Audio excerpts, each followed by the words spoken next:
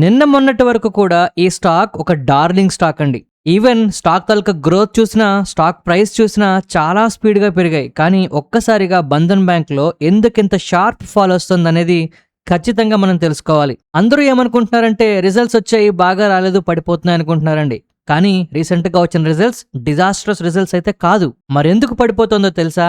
Management వాళ్ళు సిగ్నిఫికెంట్గా ఫ్యూచర్లో company తాలూకా ప్రాఫిట్లు తగ్గిపోతాయి అని చెప్తున్నారండి. యాక్చువల్గా ఇన్వెస్టర్లు అందరూ కూడా ఇంతకు ముందు చాలా బాగా ఈ స్టాక్ పెరుగుతుంది, ప్రాఫిట్లు పెరుగుతాయి అని చెప్పి నమ్మారు. ఇప్పుడు సడన్ గా మేనేజ్మెంట్ ఈ విధంగా ప్రాఫిట్లు తగ్గిపోతాయి అని చెప్పడం ఎవరికి కూడా అస్సలు డైజెస్ట్ అవ్వట్లేదు విషయం. సరే, ఒక ప్రాఫిట్లు ఒకటే తగ్గితే పర్లేదండి, ఎందుకంటే బిజినెస్ మళ్ళీ డెవలప్ అయితే నెమ్మదిగా మళ్ళీ ప్రాఫిట్లు రికవర్ అవుతాయి. కానీ బ్యాంక్ కి నెట్ ఇంట్రెస్ట్ మార్జిన్స్ అని మరొక ఇంపార్టెంట్ ఫ్యాక్టర్ ఉంటుంది. ఇది కూడా మనకి రికవరీ అవ్వట్లేదు. ఈ నెట్ ఇంట్రెస్ట్ మార్జిన్స్ 6.5% వరకు మనకు ఉంటుందని అందరూ కూడా ఎక్స్పెక్ట్ చేశారు.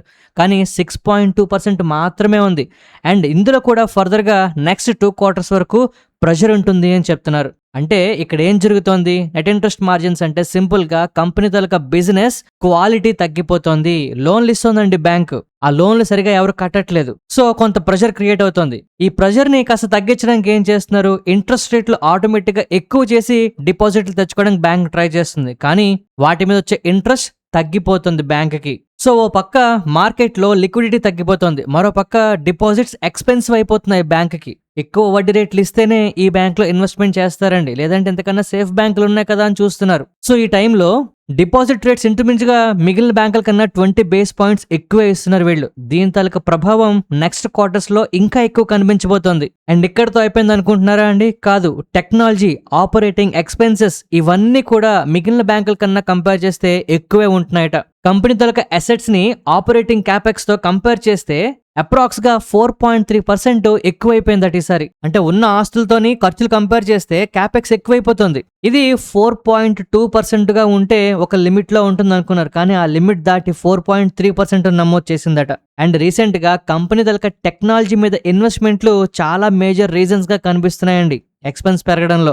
అంటే ఒకవేళ ఫ్యూచర్ లో రెవెన్యూస్ పెరిగినా ఈ ఆపరేటింగ్ లెవరేజ్ టెక్నాలజీ మీద వీళ్ళు స్పెండ్ చేసింది రికవరీ అవడానికి టైం పడుతుంది. ఈలోపు ప్రాఫిట్లు కూడా కొంత తగ్గుతున్నాయి. ఈ ప్రాఫిట్లు ఇంప్రూవ్ అవ్వాలి, రెవెన్యూస్ ఇంప్రూవ్ అవ్వాలి, ఆ తర్వాత ఫస్ట్ పెట్టిన పెట్టుబడి రికవర్ అవ్వాలి, ఫైనల్ గా అప్పుడు ప్రాఫిట్లు పెరగాలి, ఈలోపు అసెట్ క్వాలిటీ పెరగాలి. చాలా విషయాలు కాస్త చీకట్లయితే ఉన్నాయండి. ఇవన్నీ కూడా ఒక్కసారిగా రీసెంట్ గా వచ్చిన ఈ ప్రాఫిటబిలిటీ తగ్గిపోతుంది అని చెప్పడంతో అందరికీ భయాలైతే పట్టుకున్నాయి. అండ్ ఇక్కడ ఇంకో ప్రధాన సమస్య ఏంటి అంటే కంపెనీ తలక operating profit approximately 19% year decline అయిపోయిందట. కారణం ఎక్స్పెన్సెస్ పెరగడం వల్ల అని చెప్తున్నారు. అంటే మనకి కంపెనీ తలక ప్రాఫిట్ ఆఫ్టర్ ట్యాక్స్ గ్రోత్ కనిపిస్తున్నది ఆపరేషన్స్ వల్ల, కంపెనీ తలక కోర్ బిజినెస్ వల్ల రాలేదండి. లాస్ట్ ఇయర్ ఇచ్చిన లోన్స్ లో అసెట్స్ తాలూకా క్వాలిటీ పెరగడం వల్ల కొంతవరకు ప్రాఫిట్ లో రికవరీ అయిందట. అండ్ ఫర్దర్ గా బ్యాంక్ కావాల్సింది ఏంటంటే ఇలాంటి టైంలో ఎక్కువ లోన్స్ ఇవ్వాలి, అంటే లోన్ గ్రోత్ కూడా మనకి ఫర్దర్ గా పెరగాలి. కానీ ఆ ఎక్స్పెక్టేషన్స్ రెడ్యూస్ చేస్తుంది బ్యాంక్. ఇంతకు ముందు 14 to 15% లోన్ గ్రోత్ ఉంటుంది అని చెప్పిన వాళ్ళు ఇప్పుడు దాన్ని తగ్గించేస్తున్నారు. బ్యాంక్ కంటిన్యూస్ గా వాళ్ళ తాలూకా గ్రోత్ ని స్లో చేస్తుందండి. అండ్ ఇదే టైంలో అసెట్ క్వాలిటీ మనకి ఇంప్రూవ్ అవ్వాల్సిన టైంలో కొత్తగా ఈ కంపెనీకి స్ట్రెస్ అయితే పెరుగుతుందట అసెట్స్ లో. ఇది ఇప్పటికే స్లిప్పేజెస్ పెరుగుతున్నాయండి. ఇంతకు ముందు 2.8% ఉంటే ప్రీవియస్ క్వార్టర్ లో ఇప్పుడు 2.9% పెరిగింది. సో అసెట్ క్వాలిటీ సిచ్యువేషన్ కూడా పెద్దగా స్టేబుల్ గా ఉన్నట్టు కనిపించట్లేదు.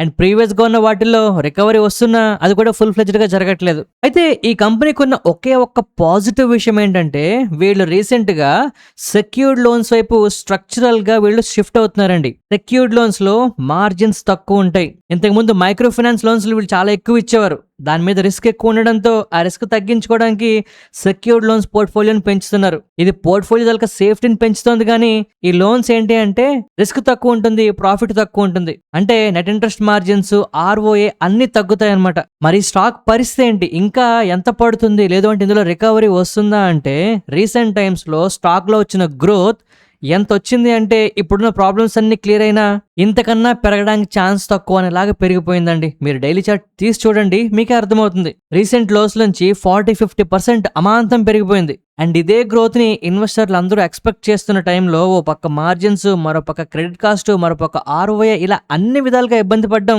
అండ్ వీటన్నిటిని మించి మేనేజ్మెంట్ ఒక్కసారిగా ప్రాఫిటబిలిటీ ఫర్దర్ గా తగ్గిపోతుందని, ఇంకా ఎక్కువ టైం పట్టేలా కనిపిస్తోందని కాస్త కఠినంగా మాట్లాడడంతో కంప్లీట్ గా ఎక్స్పెక్టేషన్స్ అన్ని కూడా ఈ బ్యాంక్ నుంచి పోయాయండి. అందువల్లే స్టాక్ ప్రైస్ లో ఇంత భయంకరమైన ఫాల్ వస్తుంది. ఈవెన్ మోతీలాల్ ఓస్వాల్ వాళ్ళు కూడా FY27 తలక ఎర్నింగ్స్ తలక ఎస్టిమేట్స్ ని 14% వరకు డౌన్ గ్రేడ్ చేశారు. సో రీసెంట్ గా వచ్చిన క్వార్టర్ లో వచ్చిన పూర్ రిజల్ట్స్ కారణంగా ఈ స్టాక్ పడిపోలేదండి. ఇది ఎందుకు పడిపోయింది? ఫ్యూచర్ లో ప్రాఫిటబిలిటీ గైడెన్స్ కంపెనీ తగ్గించేసింది. ఎగ్జిస్టింగ్ ప్రాబ్లమ్స్ ని సాల్వ్ చేయడానికి ఇంకా ఎక్కువ టైం పట్టేస్తుంది అంటున్నారు. నెక్స్ట్ 2 క్వార్టర్ల పాటు నెట్ ఇంట్రెస్ట్ మార్జిన్స్ ఇంకా తగ్గిపోతాయి అంటున్నారు. ఓ పక్క డిపాజిట్స్ ఎక్స్పెన్సివ్ అయిపోతున్నాయి. మిగిలిన బ్యాంకుల కన్నా వీళ్ళు ఎక్కువ వడ్డీ ఇస్తున్నారు, కానీ ప్రాఫిట్ రావట్లేదు. దాని మీద హయ్యర్ టెక్నాలజీ కాస్ట్లు, స్లోవర్ లోన్ గ్రోత్, ఇవన్నీ కంప్లీట్ గా కంపెనీని ముంచేస్తున్నాయండి. ఎర్నింగ్స్ రికవరీ చాలా టైం పట్టేలా కనిపిస్తుంది. ఎప్పుడైతే ఇలాంటి పరిస్థితులు ఉంటాయో మార్కెట్లో మొహమాటం లేకుండా అందరూ ఈ స్టాక్ నమ్మేస్తారు. సో ఇప్పుడు చెప్పిందంతా వింటే మీకేమనిపిస్తుందో కామెంట్ సెక్షన్ లో ఖచ్చితంగా చెప్పండి. అండ్ ఇలాంటి సినారియోస్ చాలా బ్యాంక్స్ లోని చాలా స్టాక్స్ లో కూడా రిపీట్ అవుతున్నాయండి. తస్మాత్ జాగ్రత్త. ఈ వీడియో నచ్చితే తప్పకుండా లైక్ చేయండి. మీ ఫ్రెండ్స్ అండ్ కొలీగ్స్ అందరికీ షేర్ చేసి మన వీడియోస్ని మరింత మందికి చేరువయ్యేలాగా హెల్ప్ చేయండి. ఈ హెల్ప్ చేస్తారని ఆశిస్తూ మరొక మంచి వీడియోతో కలుద్దామండి. ధన్యవాదాలు.